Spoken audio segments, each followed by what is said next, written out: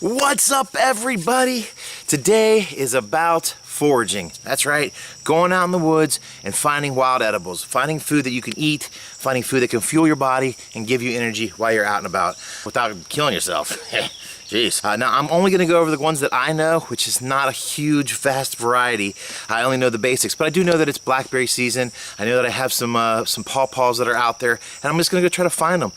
Maybe they're ready to pick, maybe they're not, but at least I know where they are, so if I can beat the animals to them, I can go back and get them later on. So that's kind of what today's about, and just really going for a little nature hike and enjoying the world, enjoying the sunshine before it rains, because it's going to rain today. So anyway, here we go, guys. Come on this adventure, it's going to be fun. Woo!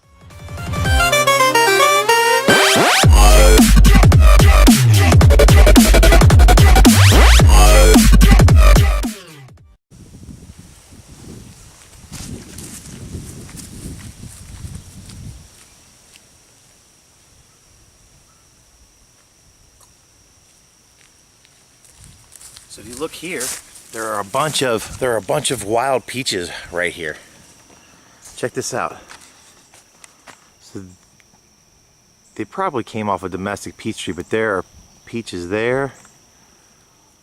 They're not quite ready yet, but there are a lot of them up in the trees here. Here's what the leaves of a peach tree look like. So they're long, banana-shaped leaves.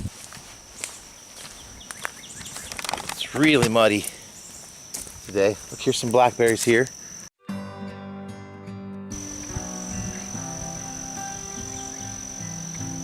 There is a hedge apple or an Osage orange. Edible, but not a lot of nutrients in it. Oh, what the hell is that? Man, it's muddy today. So one of the things I try to do while foraging is just look up and then look down, and you want to move slow as you're going. But I just looked up right now and I didn't even know this was here, but there's a walnut tree right above me. And let's see if I can get into that walnut there. There it is. Yeah, so there's a walnut. Now it's a little premature. There's another one right over here. See that? There's a bunch of them up there.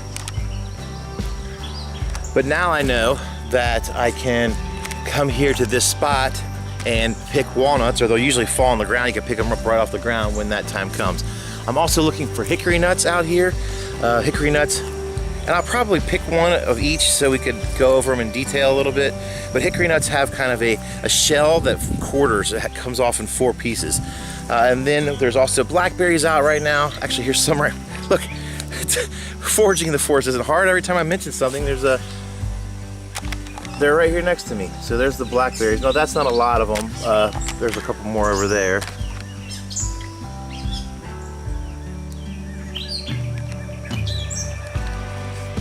And I'm gonna get to some better ones so we can identify the leaves and such. Here you go. Here's a blackberry. Here's what the leaf looks like. Nice view of the blackberry leaf. You can see there's 3 leaves that kind of come in these little points to the end here. And then the berry is on here. Now I've already picked all the blackberries off of here, except for this one right here. This is about the color you want them for picking. They come right off. They have these little bunches here, and then of course they have stickers on them, thorns on the branch. There's one there. And sometimes the stems are red, sometimes they're green. Most of the time they're usually like a reddish color. So that's how you know you're getting a good blackberry. So here's the one I just picked. Delicious. It's a little tart, a little sweet, very seedy, has lots of seeds in it that get stuck in your teeth, but very delicious.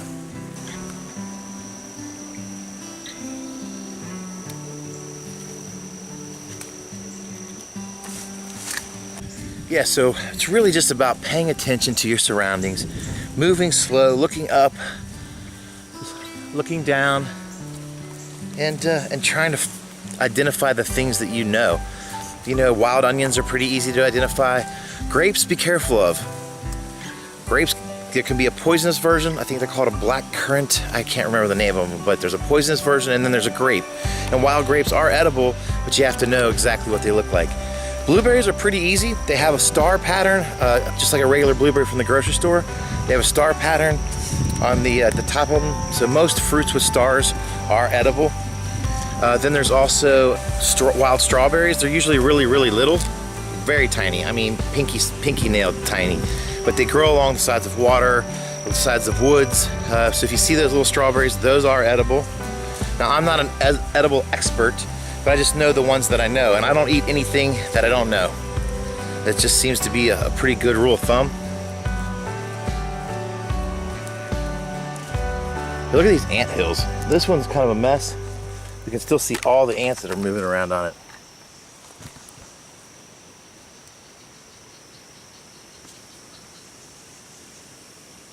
They're everywhere. Look at that. That one's eating a fly. Okay, now they're on me. Gotta move. Oh, but look right next to them. Some beautiful blackberries right there. Gorgeous blackberries. So I guess I'm gonna get eaten by ants for a minute to collect these blackberries. Hang tight. God, they're all over me. You gotta keep your feet moving when the ants are around. Yow! Yeah! They're all over me. They're all over me.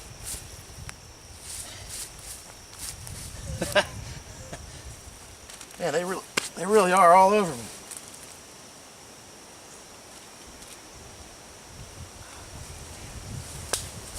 Oh, they're going in deep now. They're biting. They want me out of here. All right, not a bad little spot to stop and pick some blackberries. Some really nice juicy ones too. Well, here's a couple more. Just one more little half-eaten one. Take it. So if you look, the beetles have been terrible this year. There's one right there. There's two. They're actually, God, the ants are all over me. Oh man, I didn't realize it was this bad.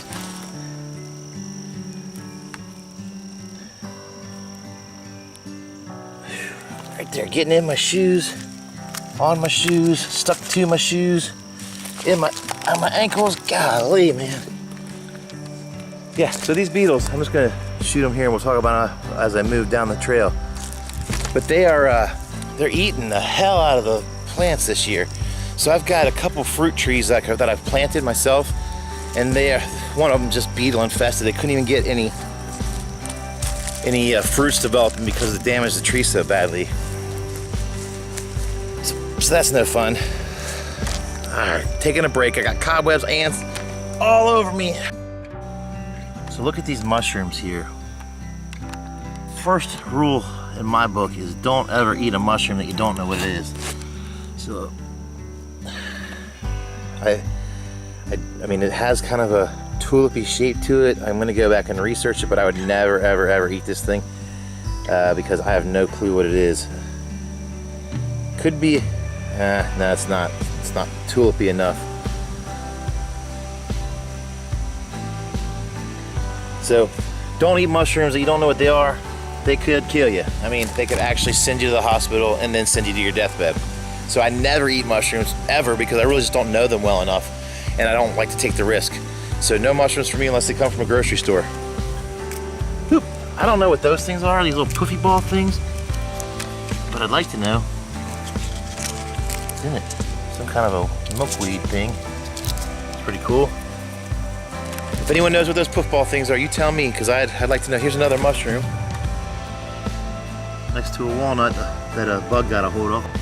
All right, this is an oak tree. You can tell by the leaves, and it's gonna be hard to see looking up the sky, but they have standard oak leaf pattern. They do produce acorns, which by itself is not a great nut, but you can actually boil them and take the bitterness out and then smash them and make an acorn butter out of it. So the oak tree. Here's an old acorn that I found on the ground. This is old, it's not new. So this is what you would smash and, you would boil and then smash and then make a butter. You take it out of the shell, there's a nut inside the shell and it has this little cap on it. Pretty easy to identify.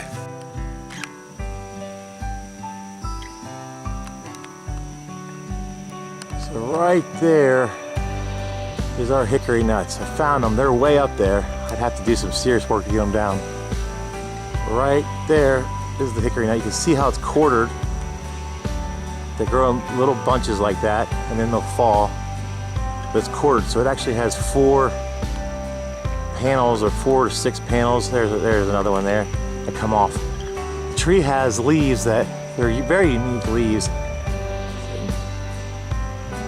There you go.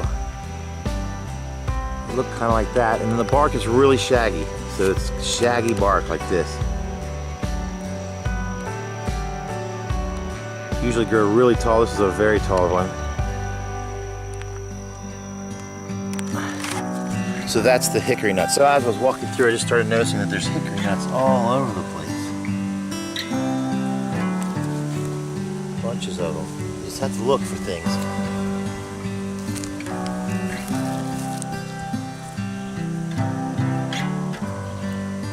This is a maple leaf. And the maple leaves, obviously, are known for maple syrup. So this is what a maple tree looks like.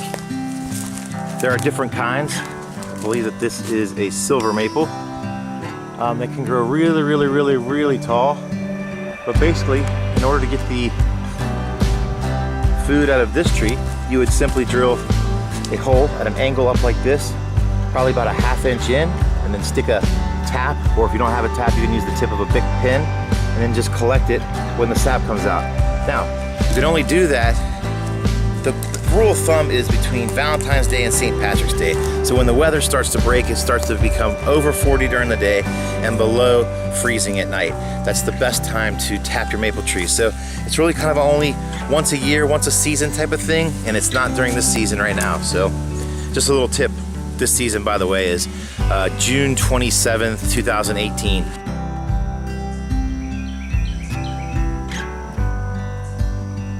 How fast the clouds are moving. Definitely gonna bring some rain in.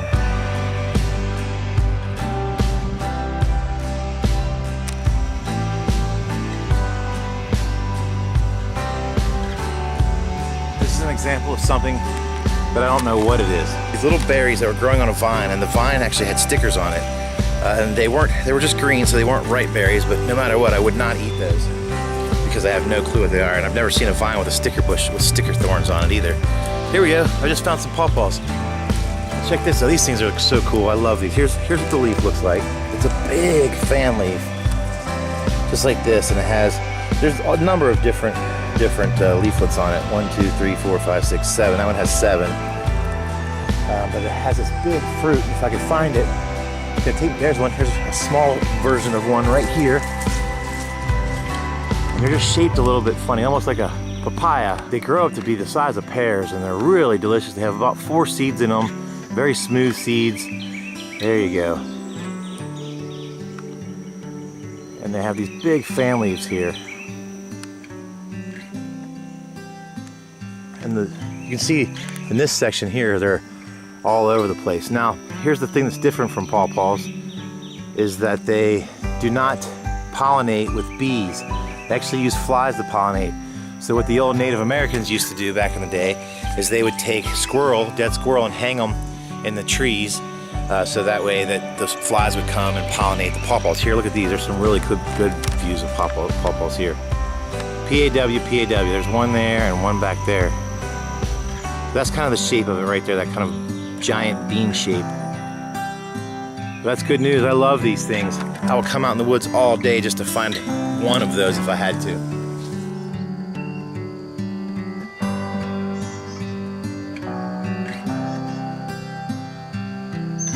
So in my travels, I came across this tree. You can see here, this is an Osage orange, or some people call them monkey brains or hedge apples, but it's an Osage orange. And basically they are edible. The deer eat them. You can see how they have this weird hair on them. The deer eat them, but they have like almost no calories. There's no nutritional value to them. So you can eat them to keep you alive, I guess, but as far as nutrition goes, it doesn't offer much. Osage orange.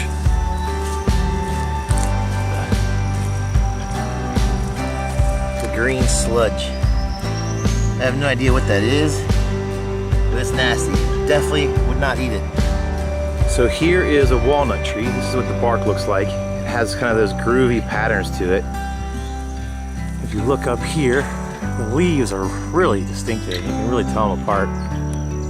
They have almost a, I don't know, fern pattern to them almost. Bag started to fill up a little bit. Been picking at talking. clover is also edible, and I don't remember exactly how, why. So that's basic wild edibles that you can find in most places. I mean, walnuts, hickory nuts, blackberries, strawberries, blueberries, pawpaws, acorns, onions. So those are your wild, basic edibles. So if you aren't familiar with a lot of wild fruits and vegetables and edibles, then start with those. Those are the easiest to learn. And then also Creek, the dude from Fat Guys in the Woods, I just watched a video on him. He said if you're wanting to learn wild edibles, learn them one at a time. A lot of times you'll get those books and you'll read and you'll read and you'll read and you'll read and you'll read. You'll obtain nothing. So just stick with one edible, learn it, and hopefully that's the way you can learn your wild edibles. Thanks, Creek, for that tip, by the way. I like that. I found them! Wild strawberries. Oh yeah, look at those. They look good.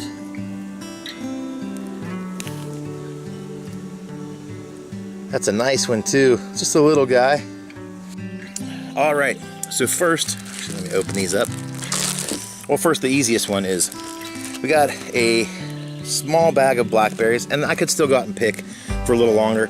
I really just wanted these for, I haven't eaten anything today. I'm on the intermediate fasting plan, which I'll talk to you guys about in another video. Sorry, let me look at you here. So basically, I just got enough to start breakfast. This will be for my breakfast. I'll probably have this and 2 eggs. Maybe not all of this, but like a portion of this and 2 eggs. But then I can have some for later, after I clean them, of course. Blackberries in the bag. Then I found this peach. I guess we're gonna call it somewhat wild peach because it did grow wild. It's not, I didn't plant it. It wasn't on the property. So it is a wild peach. Probably came from a seed that was domestic. But anyway, we have this premature wild peach. Found this on the ground, did not pluck it. The peach, you can tell it has a kind of a fur coat to it. It's really soft against your skin. Really soft against your skin. And then when you open it up, it has that weird brain looking seed inside of it. But that's obviously premature, not ready to eat. But if I was starving and I knew that it had something, I might gnaw on this for a little bit. All right, I wanted to talk to you about the walnut. I showed you the walnut tree. So this is the casing for the walnut. This is what it looks like when it falls off the tree or if you pick it right off the tree. It has a very effervescent smell to it. And it, oh man, it's not like anything you can really identify with. It has almost like a mint, sweet, tart smell. It's really good. I like the smell of it. So that is what the walnut looks like when it's in the shell as it comes off the tree. Then when you crack that shell off, you get this, once again, another brain looking type of nut, and then you crack that open and it actually has a crack in half, and this one's already been eaten by bugs. I just found it on the ground, but it'll have almost a pig's nose on each side. If you see those when you're walking through the woods, the pig's nose, that's what it has, and it has the nut inside that pig nose hole. So that's what you would eat, is the nut part inside of this. Also, these, if you want to know if there's a nut inside, you can actually float them in a bucket. So take a bucket of water, float them all in there, and if they float, then that means there's no nut in it. If they sink, that means there is a nut in it. So basically bugs can get in these, and that's how you know you don't have to waste your time with it. This one obviously had a bug in it. Can you see that? It's a huge hole right there. It is. So this one probably has no fruit inside there.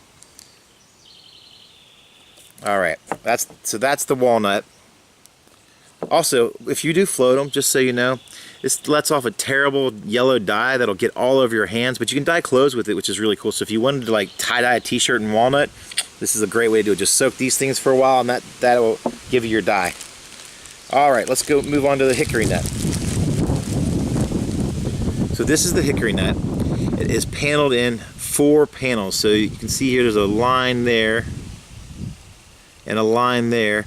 Those are the 4 panels that come off. You can see here the 4 panels that way. It's pretty easy to see. And then once those come off, they panel out kind of like this. This is a small premature one. Once again, we're about a month early on the nuts, but the fruits are starting to get ripe if they're bush fruits.